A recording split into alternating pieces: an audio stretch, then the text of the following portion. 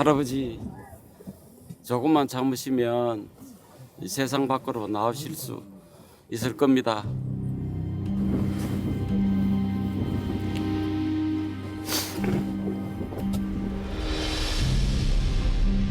바다에 우뚝 솟은 환기구가 84년 전 해저 탄광이 있던 곳임을 알려주고 있습니다.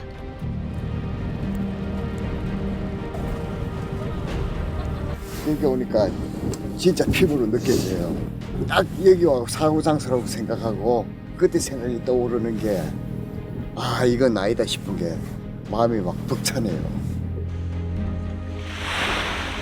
잔잔한 바다, 그 아래에는 183명의 생명을 한순간에 앗아간 비극이 잠겨 있습니다. 1940년대 태평양 전쟁 중 군수 물자가 절실했던 일본은 석탄 채굴을 무리하게 강행했습니다. 야마구치현 우베시 앞바다의 조세이 탄광이 그중 한 곳.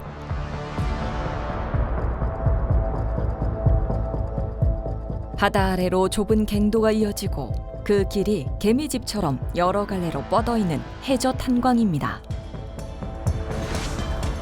당시 일본법은 수심 47m보다 얕은 곳의 채굴을 금지하고 있었습니다. 그러나 조세이 탄광 갱도는 37m에 불과했습니다. 숨을 위험이 매우 높은 곳이었습니다. 위험한 환경이었지만 조세이 탄광은 뛰어난 탄질 때문에 많은 광부들이 투입됐습니다. 물 밑에 훈에 가는 소리가 텅텅텅텅텅텅 막 겁이 나가지고 이게 힘을 터지면 이 죽겠듯이 막 훈에가 텅텅텅텅텅텅 그래 천자 허리 뚜둑 울리가지고 뚜둑 늦은 놈이라 막 겁이 나가지고. 우베시 역사를 기록한 책에는 갱도가 얕고 위험한 해저 탄광에 대한 일본인 광부의 두려움으로 인해서 조선인 광부가 투입된 것으로 보인다고 기록돼 있습니다.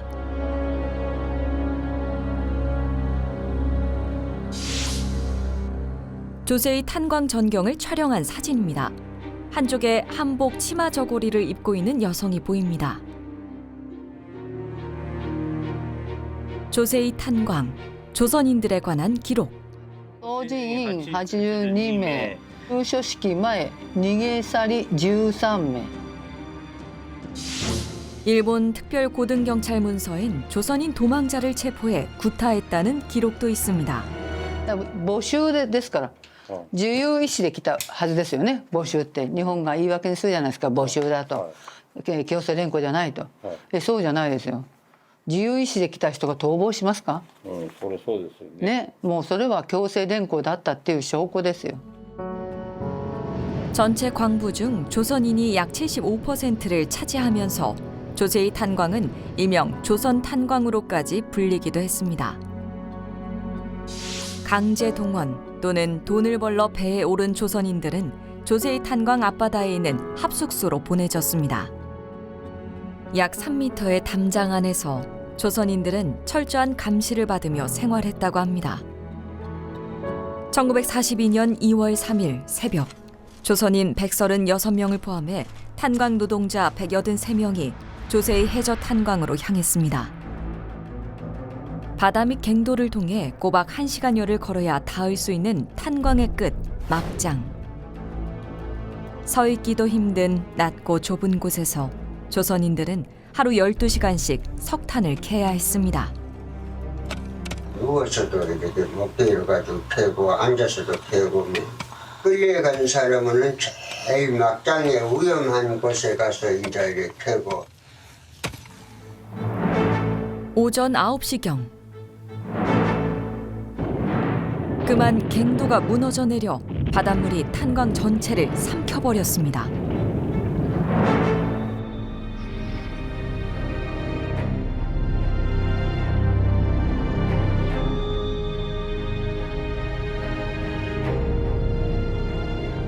전석호 씨의 아버지는 사고 당시 탄광에서 일을 하고 있었습니다. 그때 초등학교 5학년이었던 전석호 씨. 학교에서 수업하고 있는데 당신당한 사람들은 사고 났다고 말하죠.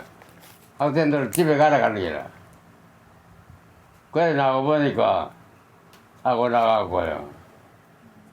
한 10시 됐어. 급히 사고 현장인 탄광으로 달려갔지만 할 수 있는 게 아무것도 없었습니다.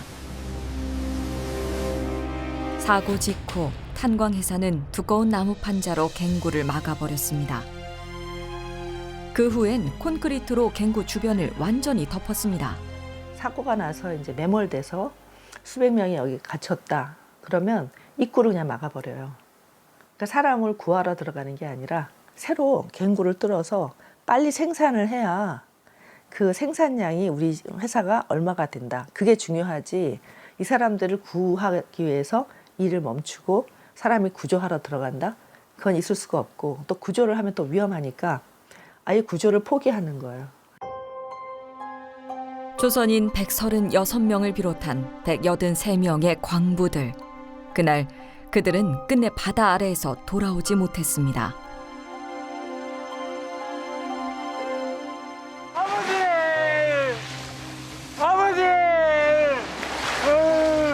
아버지! 11살 소년이 백발의 노인이 되어가는 긴 세월 동안 그날의 사고는 바닷속에 묻힌 채 잊혀졌습니다.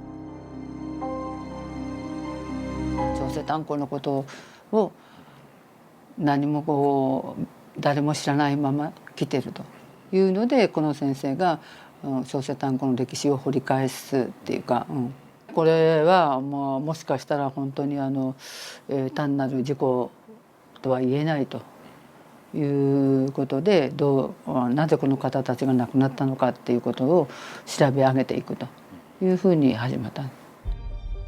그의 마지막 유언은 바다 아래 묻혀진 죽음들을 가족 품으로 돌려보내자는 것.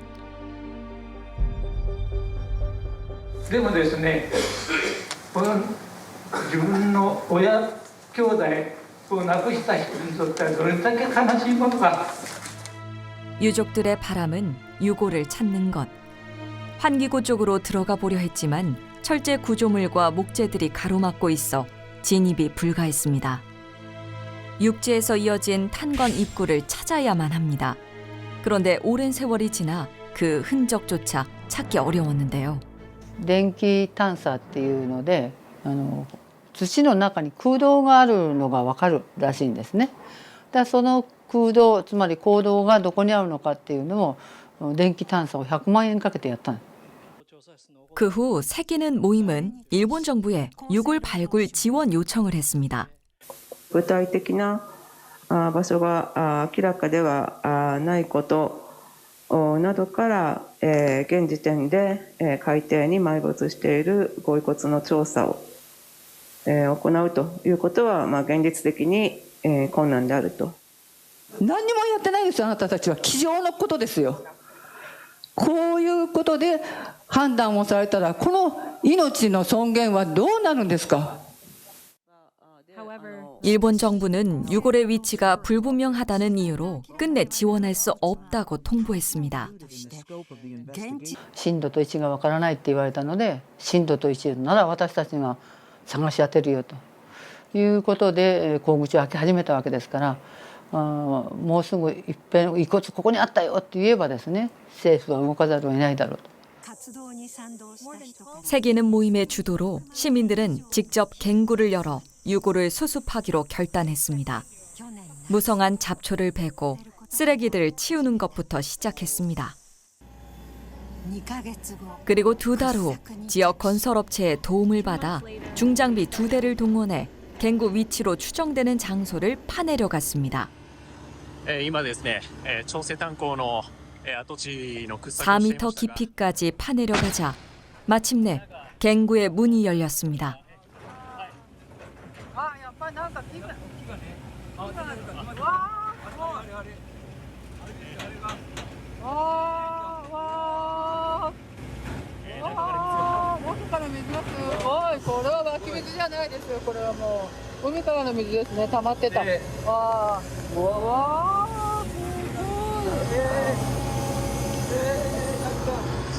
야,涙出るね。あ、いやいや。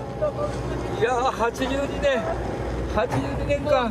今日も年かと思ってすごい心配したけど。見つかってるし。ありがとう、みんなのおかげ、本当。おーい。おーい。聞こえとる、聞こえとる。迎えに来たぞって言って。聞こえるか？口口が開いたぞー。開いたぞー。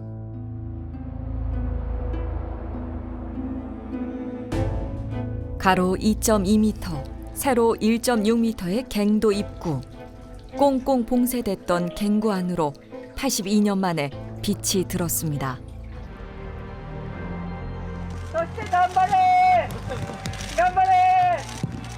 2024년 10월 이사지 씨의 첫 잠수 조사가 시작됐습니다.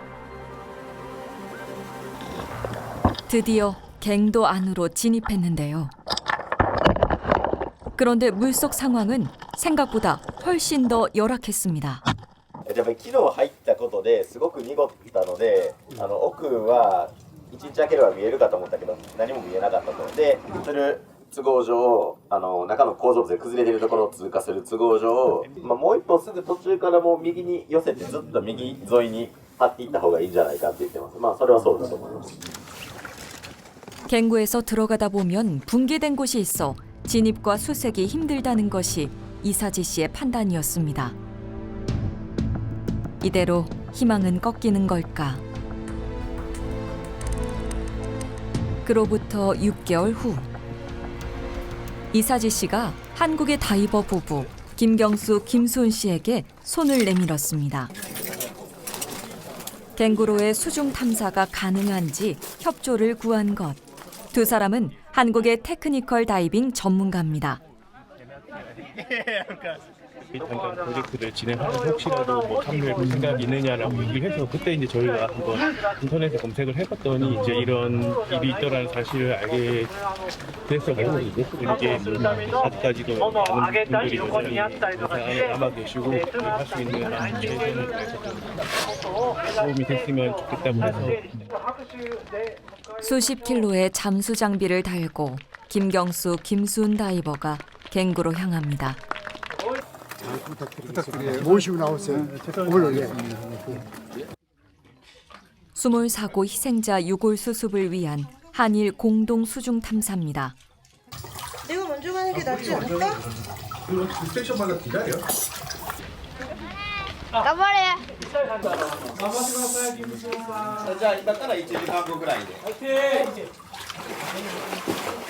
차례로 갱도 안으로 진입해 들어갔습니다.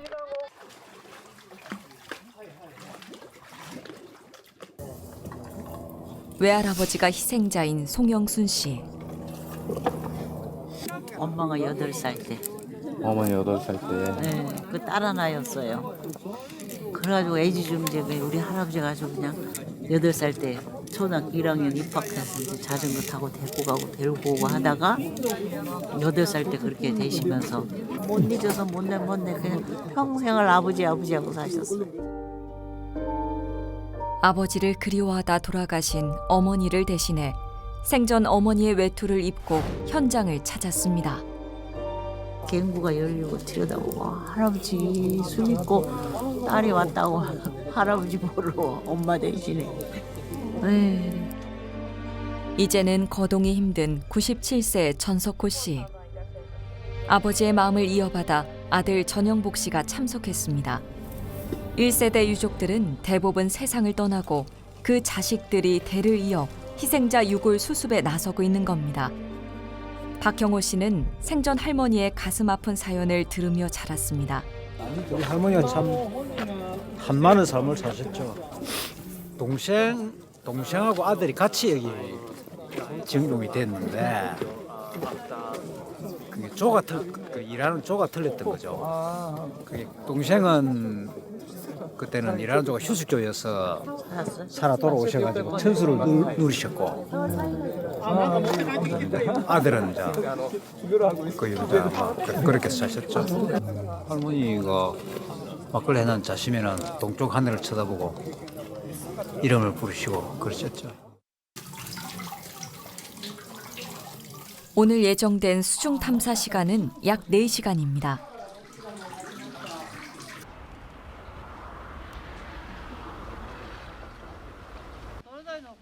기대와 걱정 속에 갱구에서 눈을 떼지 못합니다. 그런데 1시간쯤 지났을 무렵 물속에서 신호가 왔습니다.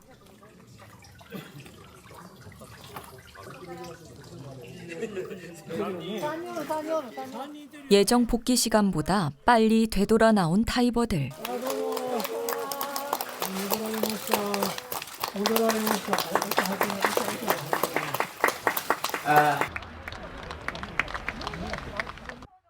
도대체 갱구 안의 상황은 어떤 걸까? 앞이 보이지는 않지만 손으로 더듬어서 가려고 했는데 이제 그 갱도를 받쳐주는 약간 지지목 같은 것들이 너무 복잡하게 얽혀서 조금 위험성이 있다라고 판단을 해서 다시 돌아서 나왔습니다. 수몰된 지 80여 년. 부식으로 갱도는 언제 무너질지 모르는 상황입니다. 250m까지가 한계였습니다. 그 환경에서도 다이버들은 손끝 감각에 의지해 무언가를 찾았습니다.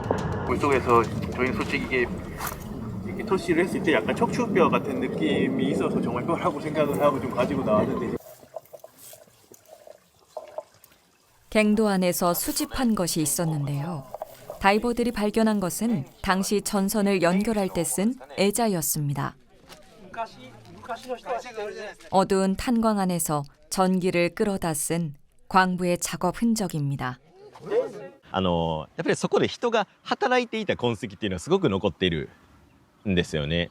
で、じゃあそこに例えば昔電気を通していたような配線であったり、じゃあトロッコ引き上げ用のロープであったり、あるいはその送風管ですかねみたいなもの、あるいはその炭を入れるカゴみたいなものとかやっぱりいっぱいあって、じゃあここに人が働いていて、じゃあその奥にはねご遺骨が眠っている。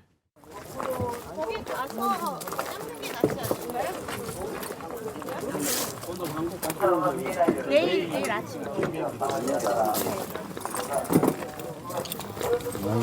무사히 다녀오셔갖고 진짜 감사해요.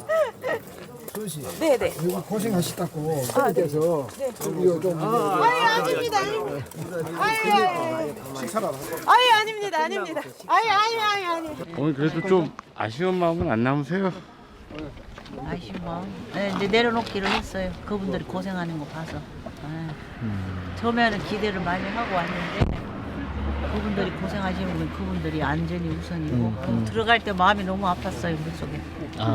네, 그렇게 들어가 그 구조물 속에 막 들어가는데, 네, 그래도 무사히 나온 거 보니까 그게 너무 고맙지. 日本が本当に犯してきたですね、罪を償っていないっていうそのことが恥ずかしい日本人としてですね、収容して返還していく過程っていうのはそういうものを変化させていく、あるいは日本がやってきた歴史的な事実を日本国民にきちんとですね訴えていける、そういうものとしてのすごい希望のある183人のご遺骨だというふうに私が思っているからやっているということですね。はい。